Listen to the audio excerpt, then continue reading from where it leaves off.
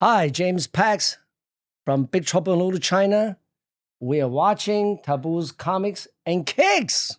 Wow. Super, super excited about this day. First of all, I want to acknowledge my brother will.i.am for his leadership in saying, yo, Tab, bring your podcast to the FYI campus. I got to show my love to the FYI campus. Thank you guys for supporting our vision, our show, and just got to give you guys your flowers. So thank you, FYI campus. My guest today, we talk about my childhood a lot. We talk about the nostalgia of movies that have shaped and molded me as a storyteller, but also as a creative, from Karate Kid to Back to the Future to Breaking. And I had the honor of meeting another guest who actually spoke to me about the guest that I have on today. His name is Gerald. And Gerald is an old friend of mine. You guys know him as the man of many weapons, a movie called Big Trouble in Little China. My guest today, this is my first time meeting him. He's an American actor who produced in Hollywood, Hong Kong, and Japan. Just some of his films that he's done, besides the big one that I'm going to talk about. He's done Year of the Dragon, In Love with War with James Woods, Kinjite with Charles Bronson. That's right. Kinjite. Kinjite. That's how they pronounce it. Kinjite. With Charles Bronson, one of my favorite actors. Bethune, The Making of Hero with Donald Sutherland. That is another icon. Icon. And one of my favorite movies, ladies and gentlemen, Big Trouble in Little China. The man that I'm speaking about is the talented, the gifted, the martial artist, better known as James Pax. Thank you, guys. And I really wanted to thank Taboo and Brian inviting me on the show. Thank you, man. I have to say first, all right, to all my fans, that Taboo has always been my icon as a hip hop artist. Oh, you know, man. although that he's not in the main, figure in the Black Eyed Peas, but just his look always stands out, and the way he moves and the way he dress, he always stands out alone by himself because of his heights and all of that. Thank you, brother. And for a long time, I always wonder, why is this guy not doing movies? You know, a guy like that, I mean, you are, a mix, right? Various mix. That should be doing movies from left and right because I'm a director now. Back then, I was just an actor. I was already thinking, oh, this guy would have been a great actor. And only recently when you invited me, so I went back and do some research that you were in a street fighter, yeah? And then I saw a scene of you wearing a mask with a lady. I said, gee, there should be more scenes of him taking off his mask and, have a dialogue and maybe fight without a mask. Yeah. Because I'm a director now. And if I was directing Street Fighter, that's what I would do with you as a character. Really, I really believe a lot of actors just have that look and just have that natural talent. You don't really need to go to school to learn how to act. A lot of times, simple dialogue, you just play yourself. Yeah. And sometimes people with a natural talent have that certain personality, just playing themselves is interesting enough for the audience to catch their eyes and say, hey, look at that, Taboo, he can act. And that's the kind of impression that I had since, 10 years ago when I was listening to music. What I just heard is he's going to put you in his next movie. That's what I heard too. After all that spiel, I heard he said, I'm a director. Years. He's a good actor. Right? So He said 10 years of me watching you to eventually direct you in a movie. That's right. I'm with it, man. Right. Yeah. Well, I do have a movie project. Maybe later during the show, we can talk more about it. Yeah. Cool. So basically, but is it okay that I, talk about, just so the fans know, this year is the 40th anniversary of Big Trouble in Little China. Yeah. Yes. Lightning. My God. Lightning. 40 years. When I first went on the set, I came in from New York. I was just a young man with only one credit, another Asian movie that you might know of called Year of the Dragon by Michael Cimino. And I played Zhang Long's right-hand assassin. Yeah. I'm the one that actually killed Mickey Rourke's wife in the bathroom. So playing an assassin. And then right after that, I flew in and did this movie, Big Trouble. But when I got on the set, man, it was big, because I was always doing commercials in New York, and I was a dancer too. Oh, nice. You know, one of the first Asian male dancer, by the way, Right. back in the 80s at that time, and doing a lot of background dancing in jazz and all of that. But when I arrived at the studio at the 20th Century Fox and saw the sets, that's when I realized, man, this is Hollywood movie making. It's not TV series. Yeah, of course. And gotta tell you that back then, the way they make movie, all the sets are real. There was no CGI. There was no green screen. Everything you see in that movie, the Buddhas, the neon signs, the big temple fight and everything was all real sets. And imagine how much money they spent. 8 studios with the real sets in each one of them. That's how they make this movie. And then I play the character of Lightning. And you remember I do all that, you know, hand fighting and then shooting on Lightning. And I was yelling as well. It came out looking good, right? Yeah.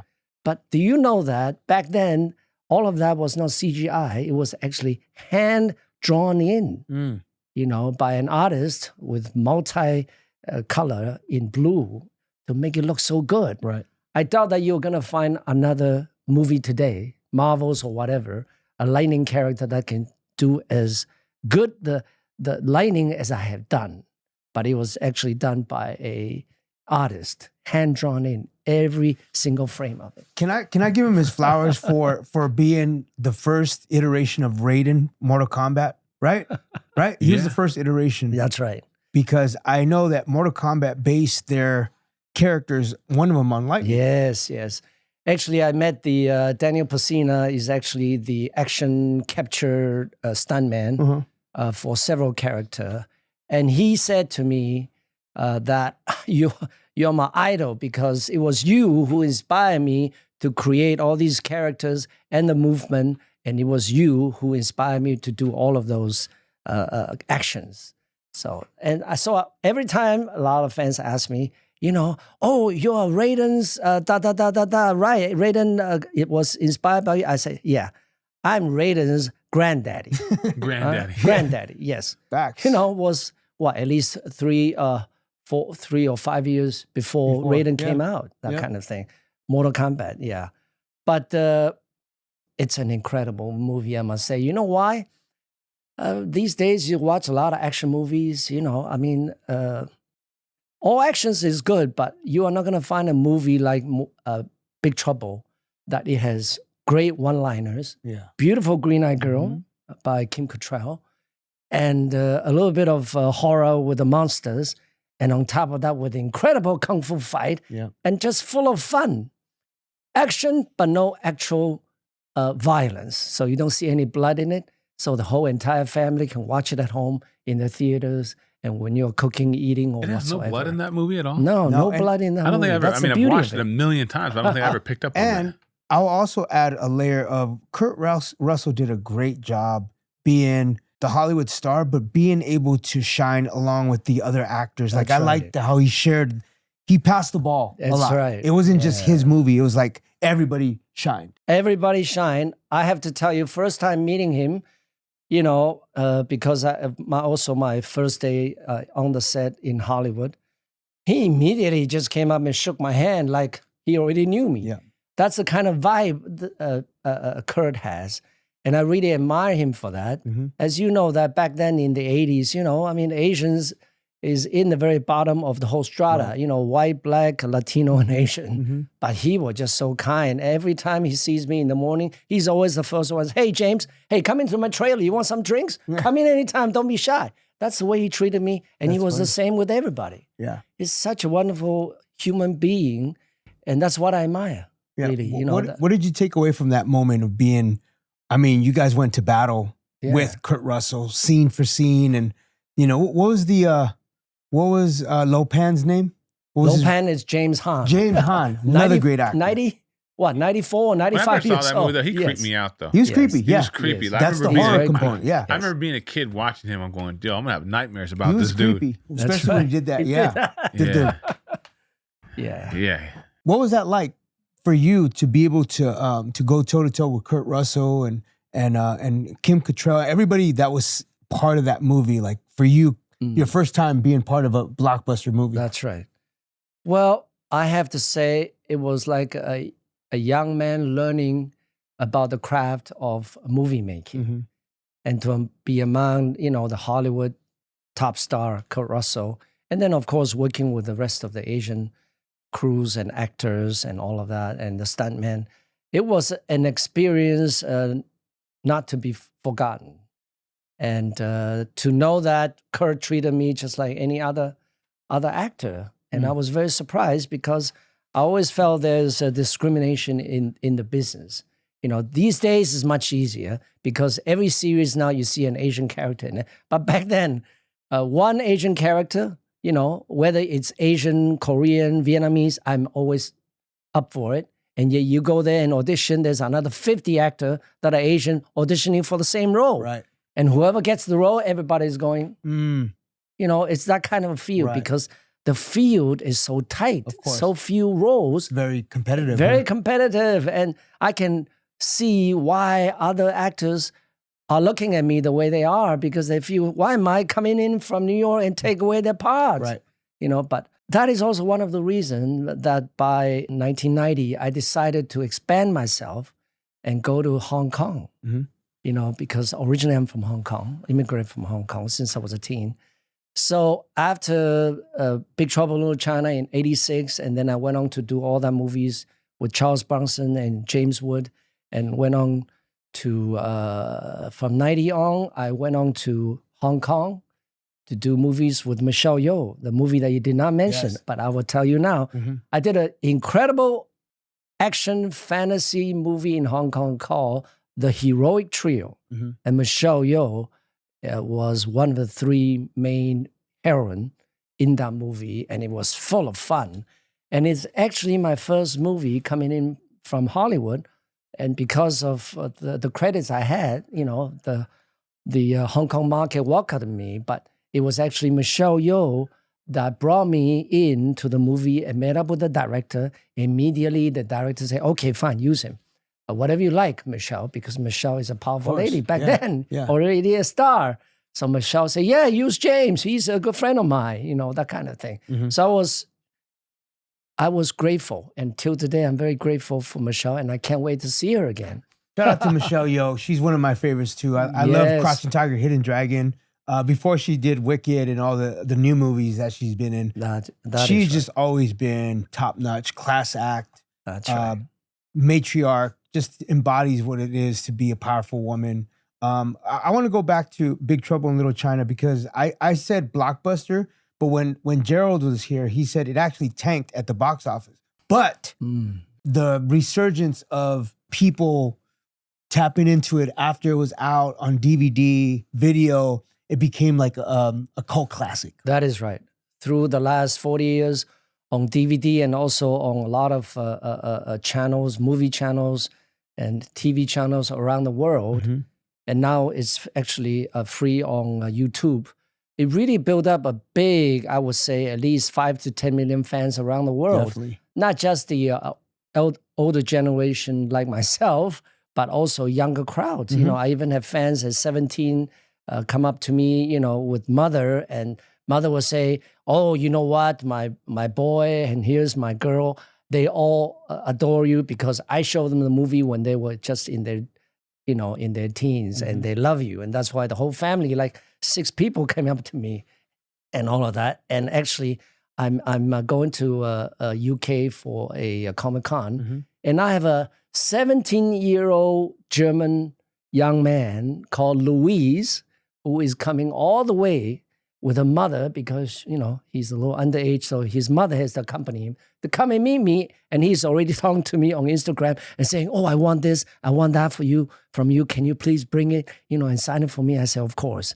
See, that really makes me feel good that such I wouldn't say iconic role, but Lightning really affected a lot of souls around the world, not just the older generation, but now the young generation are really catching up. And I cannot imagine that he doesn't even know me in person. He already sending me a message, of course, talking to me and all of that. It's amazing. What a blessing it is to do cons, huh? Like whether WonderCons, Comic-Con, anything that deals with, being with the fan base and seeing you're giving them your undivided attention, you're signing autographs, they're there, they're waiting in line. We talked to Claudia about that, and she just said how it just reinvigorated her life beyond just acting. Now you're able to do all these different meet and greets and signings. Yes. Let's take the viewer through an experience. What's your experience like? Well, I've been to at least 20 cons now. I started about 3 years ago. It was just right after the COVID. And I have to say it's a continuation of my acting career, I would say. I wouldn't say a second life, but it's just a continuation to see and meet your fans, to realize that how many of them from, of all sectors and all races, of all ages, they appreciate the parts that I do. And that's really give me such a wonderful feeling. Exactly. That, my God, so many people I don't know, and they adore my acting. And I'm the kind of person, I'm a very soulful person. Every fan that come up to me, I always give them a hug. Because I want them to feel that That's James a lie, Pax. James. I didn't get a hug. Not yet. And I'm a fan. That's true. That's true. I'm a It's fan. It's coming. And I didn't get a hug. That's right. Start over. You You gotta will. leave and come back. Yes, let's do that right now. And I want them to feel at home. I want them to feel that I am their friend, and they can send me message on Instagram and I will reply them, that kind of thing. And for life, because I believe without the fan support, I wouldn't be here talking to you. Yeah. And without my fan support, I won't be a director, as I will be directing Vortex. And later, maybe I will tell you a little bit more about it. And it's just a wonderful experience.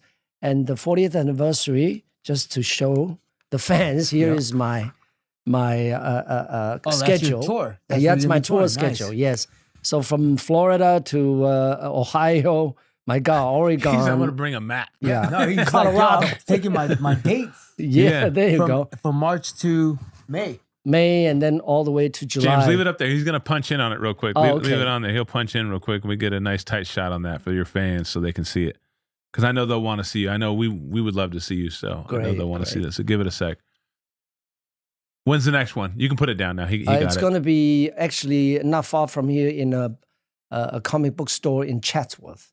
Okay. It's near. And then I go to Florida for 3 events. Wow. Yeah, and May will be at the Hawkinge, 2 hours away from London.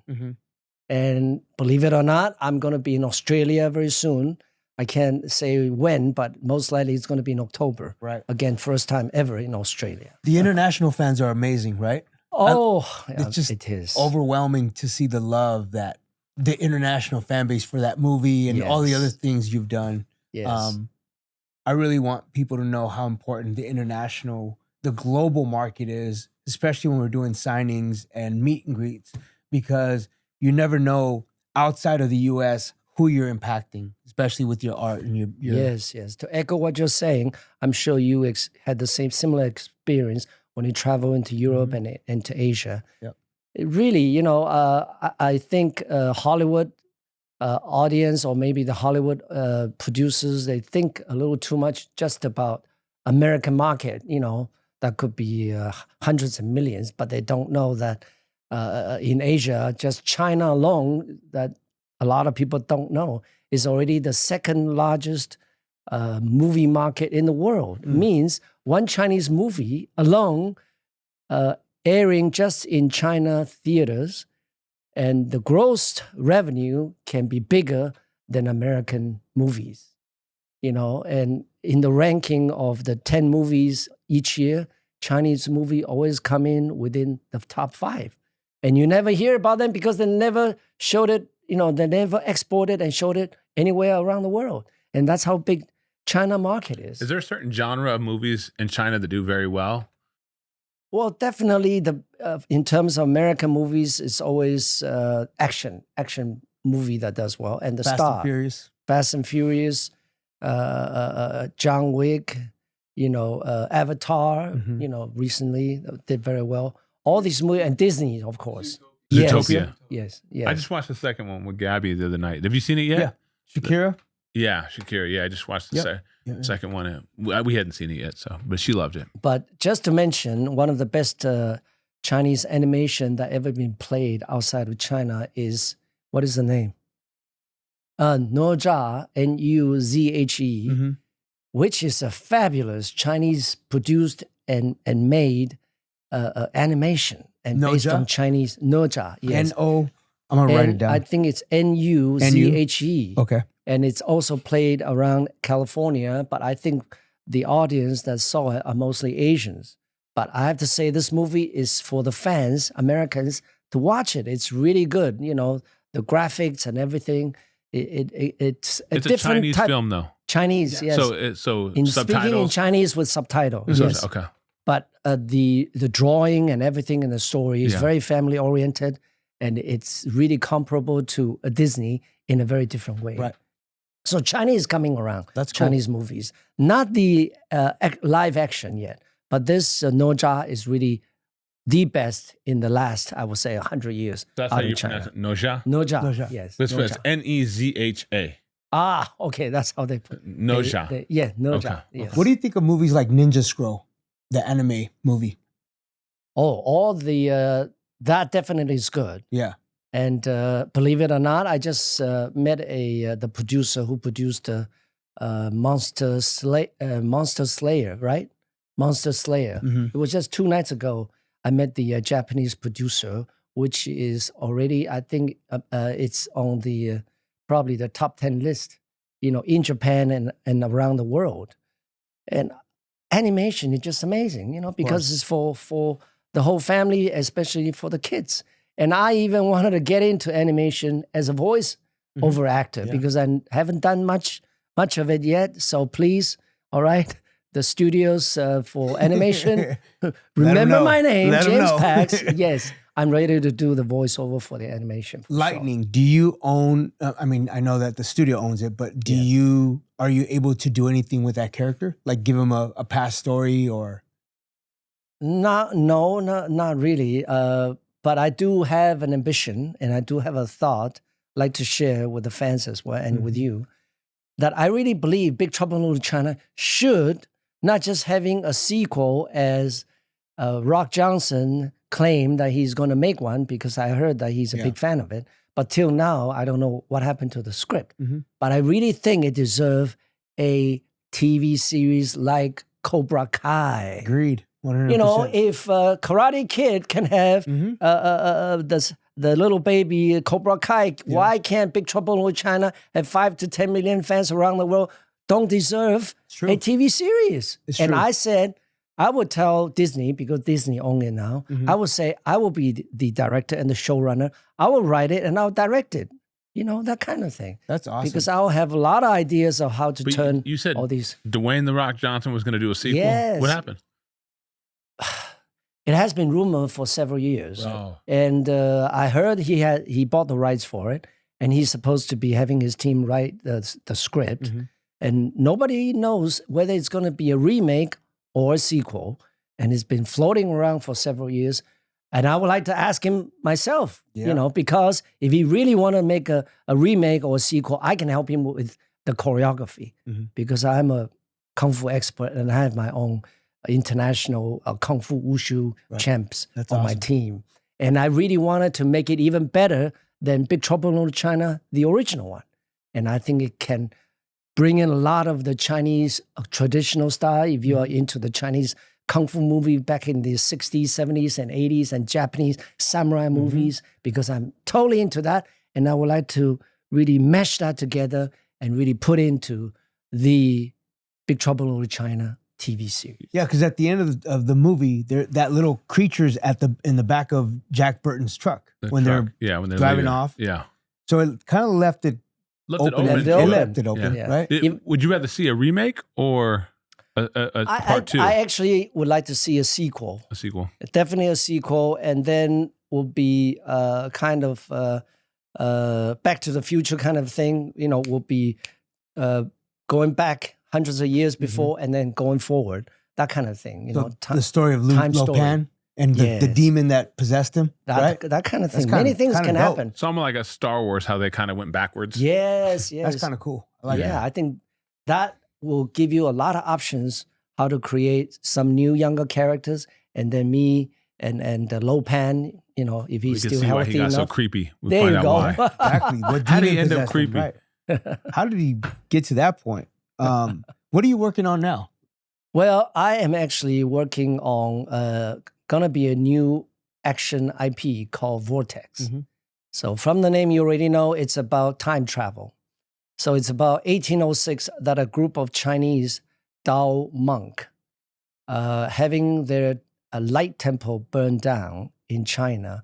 They ride on a vortex time machine and landed in New Mexico in the near future. And they begin to build their own commune and begin to help the local people to heal and rehabilitate, you know, drug and everything. And also there's a dispute in their town, you know, racial dispute, and Tiger, the main leader I would be playing, come out and mediate the dispute, and so that nobody gets hurt with a tea ceremony. So it's very zen in a way, a little bit has the soul of Kung Fu series, because if you remember Kung Fu series in the 70s, it's always about teaching you to be good, you know, to be a good human. And that's my series has that really deep underbase of how to be a good human being, but it's still so hip that the young audience will understand it and they will love it. And later they team up with the American Special Task Force to rescue American hostages in Nigeria. That's one story. Yeah. That's But one this movie. is a TV series? Or a No, movie? this is a movie. Movie, okay. But movie is already 90 minutes, but I already have another 10 episodes to follow up for TV series. Right. So the movie will come out and then the TV series goes. And this one is called Operation Freedom Nigeria. So this, and then the second one is called Kung Fu Me in the Zombie Land.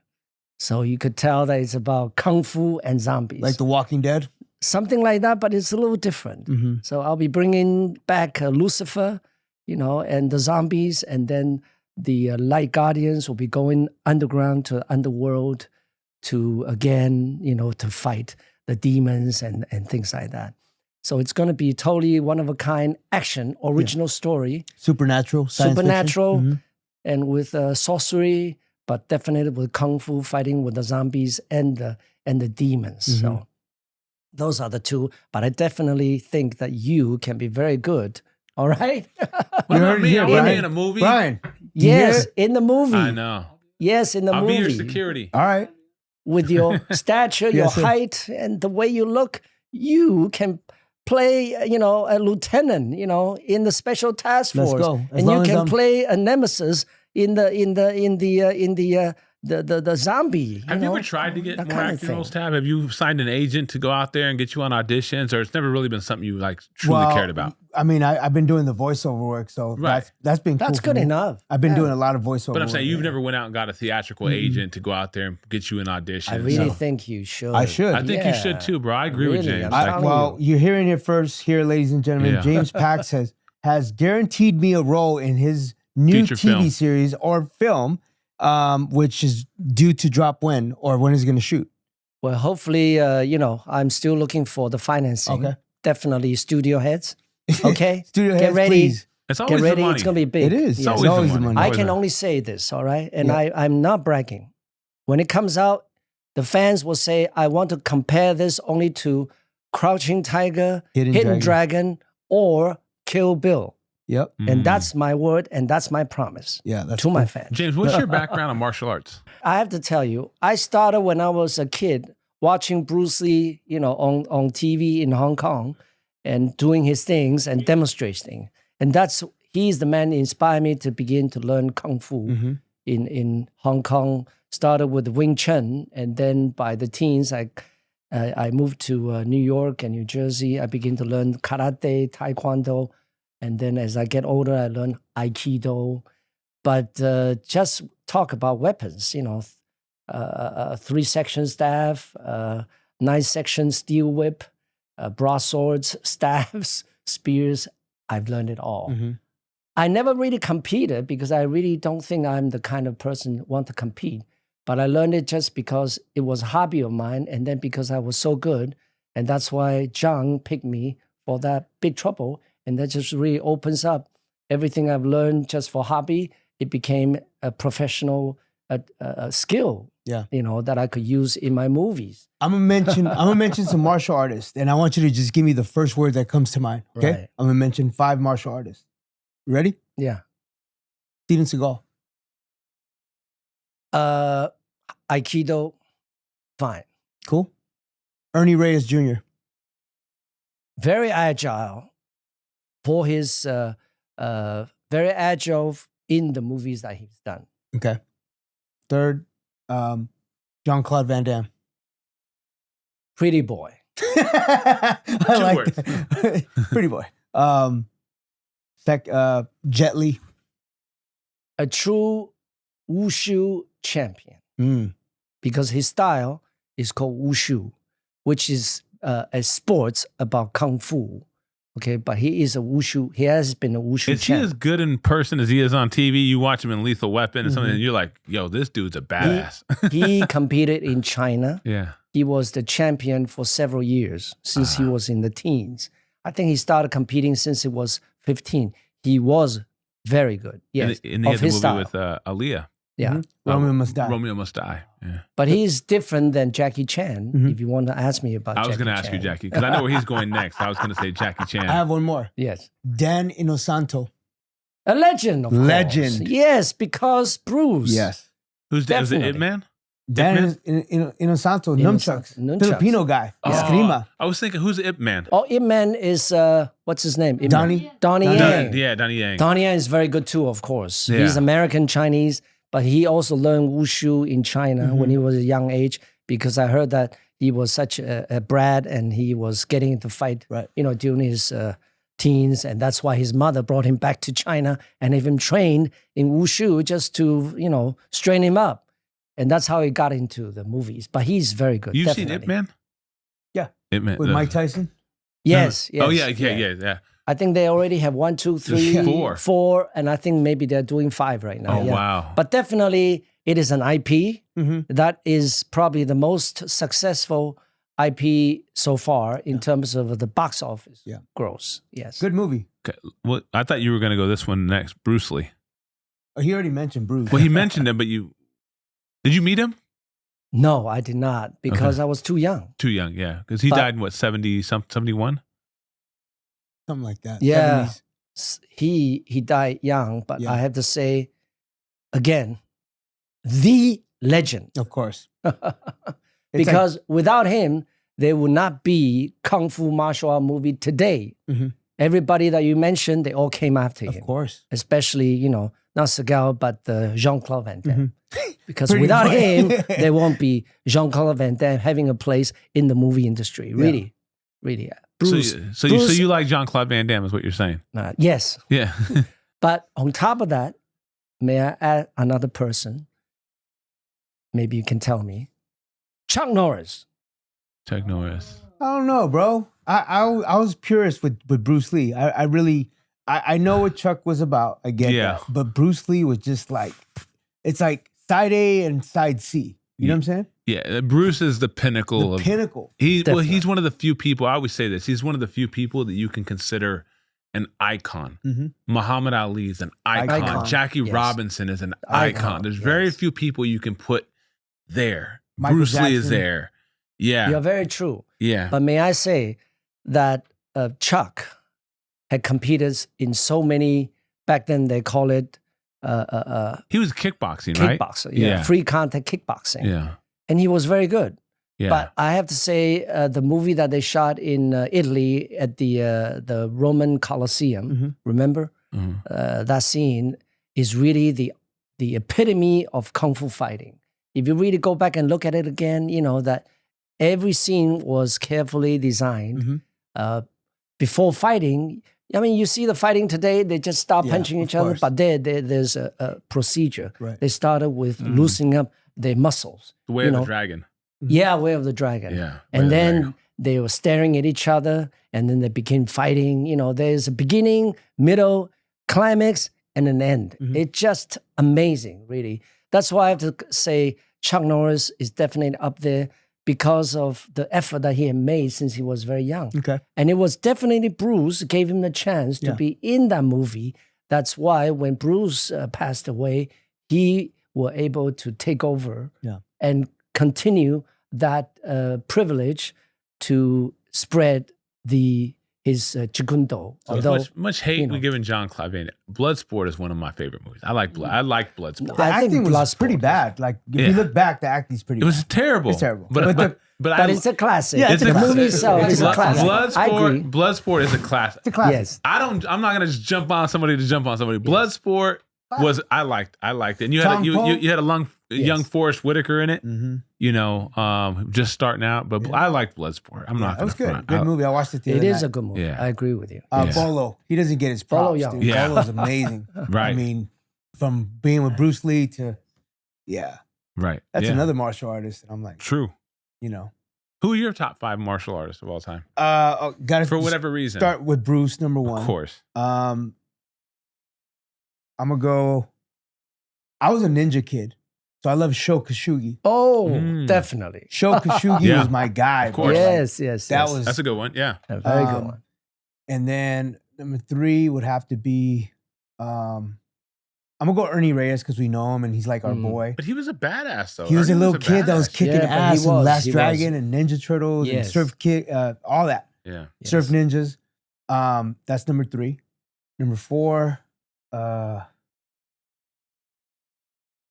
What was the actor's name in the Master of the Flying Guillotine? He didn't have an arm, the one-armed boxer. Oh, the Chinese movie? Yeah. Oh. What's his name? I know who you're talking about. Gannon will look it up right now. Master of the Flying Guillotine. Great movie. Yeah. I can't remember. I forgot his name. He passed away. Yeah, he did pass away. About 5 and years then, ago. Number 5, I'm going to say James Pax. Oh. James Pax. I like that guy. I like that guy. Thank you, bro. All right. Vortex. Put me in the movie. I'm too Americanized. You don't even have to ask. Thank you, brother. Before I came in here, I was already in my mind. About it. I need to tell Taboo about this. Dope. I'm in. Jimmy Wang Yu, Tab. Jimmy Wang Yu. Yep. That's who you're talking about. Jimmy Wang. Okay. Yeah. I'll give you my 5. Jimmy Wang Yu. Wang Yu. In Chinese, they call it Wang Yu. Yeah. That's why in English they call it Wang Yu. I'm too Americanized, so I'm going to give you my 5 because I'm very Americanized. He's good. And you know the name. My God, that's incredible. Bruce Lee, number 1, of course. Yep. Yeah. Ralph Macchio, number 2. Oh, okay. yeah. Karate Kid. Sure. Daniel LaRusso. Miyagi Dojo. No, That's Miyagi right. Dojo. I'm gonna go Jackie Chan just because I watched every movie Jackie ever did. I love Jackie. Jet Li's gonna be in there for me. For sure. And then Ip Man. Okay. Ip Man. For sure. Yeah. For sure. Those are all my good 5. choice. Because all good choice. the martial arts was cool, but I didn't study martial arts, so I looked at it from like a crossover perspective of like they were good martial artists and it translated enough to TV and film where it looked real and they looked cool and it was something that was entertaining for me. All right. Give me your top, you two. Top, and it can't be your movie. Okay. Top 3 martial arts films. Oh, James, you're the guest. You go first. Top 3 martial arts films. Again, the Bruce Lee's movie in Italy. What's it called? Into the Dragon? Enter the Dragon. Yeah. 1. 7 Samurai. Ooh, Okay. That's It's a classic. not really kung fu, Yeah. but it's a classic, iconic movie by Kurosawa, the director, and the Japanese actor. I cannot recall his name now.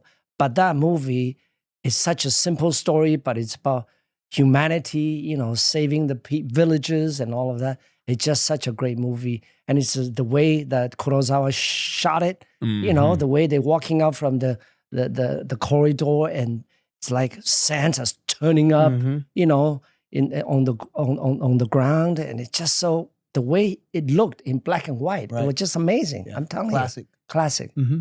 And Keanu Reeves' biggest movie, what's John the name? Wick? Not John Wick, the one before, the futuristic one. Oh, Matrix. Matrix. I was going to say Bill and Ted's Excellent Adventure. Matrix was great. Yeah, Matrix Point Break, and Johnny Utah. Yeah. And the fourth one, I should say, Kill Bill. Oh, Kill Kill Bill Bill. was great too. Yeah. Great soundtrack. Bill, yes. All right, I'm gonna go number one with your girl Michelle Yeoh, Crouching Tiger, Hidden Dragon. good Love one. that movie. Oh, yes. Great yes. wire work. Great. Yes, yes. All of it. Number two will be Game of Death, Game of where Death, where he right. fought against Kareem Abdul-Jabbar. Right. Going up the stairs. Yep, going up the stairs. Number three will be I'm gonna go Master of the Flying Guillotine. Like I said Yeah, earlier, Right. you love Wong that Yu. one. Yeah. Yeah. great old school movie. Great Definitely, one. Yeah, of definitely. course. Yeah. What about you? Again, see, I'm American, yeah. I'm American, so Yeah. I'm gonna go. Enter the Dragon, of course, is always gonna be Yeah. number one because I feel like that movie, like you said, set the tone Mhm. for kung fu and martial arts Yeah. films across the globe. That's always gonna be number one. I'm gonna go Last Dragon. Great movie. I love Yeah. The Last Hip Dragon. hop, It's a Last big Dragon. part of my childhood. Mhm. And then I'm gonna go Bloodsport. I'm gonna throw Bloodsport in. Okay. I'm gonna throw Bloodsport in there. Bloodsport, man. I thought it would, I love that movie. So I like what I like. If you don't like it, pick your own list. Yeah, I love that. No, I like it. I like it. All right, so we heard a lot of great things here with Yeah. James. We heard about Vortex. We heard about possibly the 40th anniversary of Big Trouble in Little China, his tour. Can we get a really good Big Trouble story that maybe you haven't told too many Mhm. people before? We kind of glazed over some parts of it, but is there something during filming, or can you take us through that iconic scene where you got the lightning going crazy? And Yeah, well, I can only say from my own experience that back in the '86, the wiring work is not as fluid as today. So with the costume, 20 pound to begin with, another 25 pound with my big straw hat, Yeah. hand woven, shipped in from Japan. I had to be lifted, in harness up in the air, 10 meters high, and then getting dropped down at least 10 times. It was just a horrific experience. Mm. But, I still had to do it. But it was just exciting, the way that John directs is what I really admire. That he really cares about every little details. Even when he came to the costume room and he looked at my costume, he touches everything. Okay, make sure, he asked, do you feel comfortable? I said, no, the costume is okay, but the hat is way too big and I don't think I can run around with it. But he said, okay, you're not going to run around. You're just going to be lifted up and down and then do your action as you're just standing still. I said, okay, that's good enough. Then I'll begin to think about what I'm going to be doing. But the way he direct, everything he does is, doing a box, like he's looking at the scene, with the framing right there. And he cares about every actors, and he's a human. He cares about people, basically. And he is very meticulous about every scene, every details. And that's why Big Trouble can come out so incredibly good.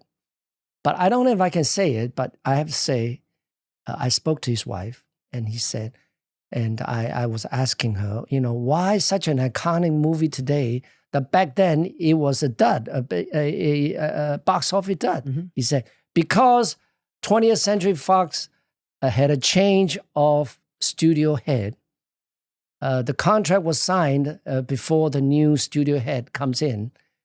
And he was not a favorite of Chinese culture.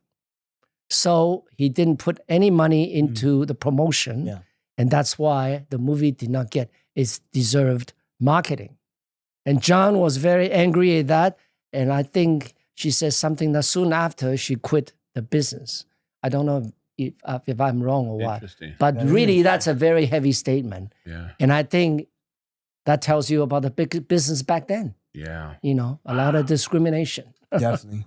I have one more question. Top 3 women martial artists, female martial artists. Well, definitely Michelle Yeoh's Mhm. image, okay, although she claimed that she's not a martial artist. But definitely Michelle Yeoh's, the roles that she played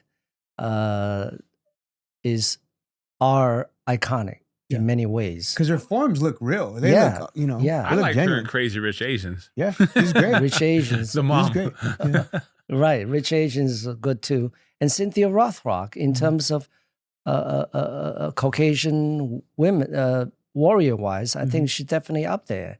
Because I watched some of her videos as she was a teenager competing in California for the Kung Fu competition. And she did quite well when she was a teenager. And that's how she got scouted and went to Hong Kong and starting to do Hong Kong action movie. And that's how she started. And I think Cynthia definitely deserve all the credits. Yeah. You know. I want to say thank you to my guest, James, for coming out, sharing his space, you know, getting us excited about the movie role. You heard it here.